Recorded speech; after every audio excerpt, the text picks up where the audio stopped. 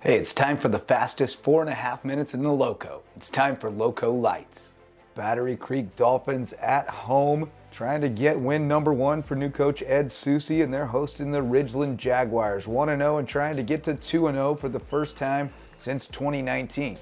Picking it up at halftime, Chase Olson looking over the middle, over the top. Maurice Brown runs under it, and he's running up the left sideline when he gets a monster block. Then cuts it back to the right. He's going all the way across the field. 96 yards officially, but it was at least double that in the distance traveled. Jags on top 25-19. Brown also had a rushing touchdown in the first half, but he left late in the game with terrible cramping. Chase Olson leads the Dolphins right back down the field, and he finds Juju Gordon in the end zone for a touchdown. We are tied up once again, this time at 25, and the big crowd at home for Creek loves it. Jags traveled well too. They came to see this. Chase Olson going for the end zone. Jacquez Johnson playing center field, picked off, and now he's going the other way, making guys miss. He's near midfield before the Dolphins finally bring him down, and it looks like the Jags might get it done in regulation. Winston Smith going to try to add to it. He had a big night, 95 yards and a couple of touchdowns. And he takes it down to the 30, and the Jags in position. But the Dolphins come up with the stop, and we head to overtime. One set of downs from the 10 for each team. Winston Smith scores on the first effort by the Jags, and then he's trying for the two-point conversion. When it's popped out, Jacquez Johnson, there he is again, runs under it. He scores the two-point conversion.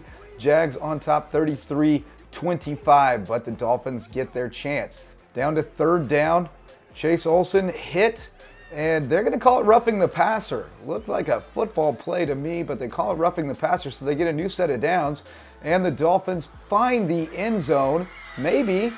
Looked like maybe the knee was down, but the call on the field is touchdown, and we don't have replay at this level, so it's a touchdown. So the Dolphins going for 2. I had to stream it live on Instagram for all those followers. So you're watching it as they saw it, and the Jags come up with the stop in the backfield, and they are 2-0 for the first time since 2019.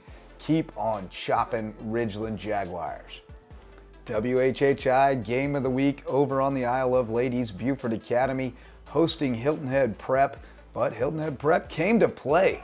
Dustin Etheridge's team coming out with some stiff defense early on to collapse the pocket and take down Dietrich Schufert in the backfield.